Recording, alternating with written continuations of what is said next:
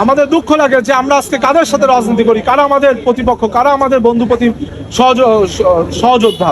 কেননা তারা বিভিন্ন সময় আপনারা দেখেন যে তাদেরকে ক্যাম্পাসে দেখা যায় না, তারা কখনো ব্যক্তিগত, কখনো পারিবারিক, কখনো রাজনৈতিক সফরে থাকে, হঠাৎ ক্যাম্পাসে আসে, এসে দুই একটি মিথ্যাচার করে তারা আবার টাইম লাইনে আসতে চায়।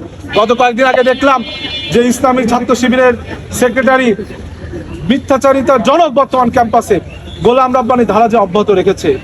এস এম ফরহাদ সে বক্তব্যে বলেছে 5 তারিখ রাতে নাকি বাংলাদেশ জাতীয়তাবাদী ছাত্রদল হল দখল করেছিল। কিন্তু দুঃখের বিষয় 5ই আগস্ট যখন সবাই হাসিনা পালিয়ে যাওয়ার পরে সকলে বিভিন্ন আনন্দ উচ্ছ্বাস করছে, কেউ বা স্বজন হারানোর বেদনায় আল্লাহ রাব্বুল আলামিনের কাছে শুকরানা আদায় করছে, তারা কোনো কিছুকে না দেখে তারা কিন্তু ওই দিন দুপুরবেলা থেকেই তারা সুদূর পরিকল্পনার অংশ হিসেবে এই ঢাকা বিশ্ববিদ্যালয়ের প্রত্যেকটা হলে অবস্থান নিয়ে ইসলামী ছাত্র শিবির কিন্তু হলগুলোকে দখল করেছিল। আমি আমার ব্যক্তিগতভাবে বলতে পারি, আমি সহ আমার বিভিন্ন বন্ধু বান্ধব যারা বৈধ আইডি কার্ড ছিল, তারা পরবর্তী দিন যখন ক্যাম্পাসে হলে উঠতে যায়, তারা বলেছে যে আমরা সাধারণ শিক্ষার্থী, আপনারা এখন হলে উঠতে পারবেন না। আমরা বলেছি আমরা তো বৈধ শিক্ষার্থী, আইডি কার্ড আছে, কেন পারবো না? তারা বলেছে এটাই নিয়ম, এখন নতুন করে অ্যাপ্লিকেশন করে উঠতে হবে।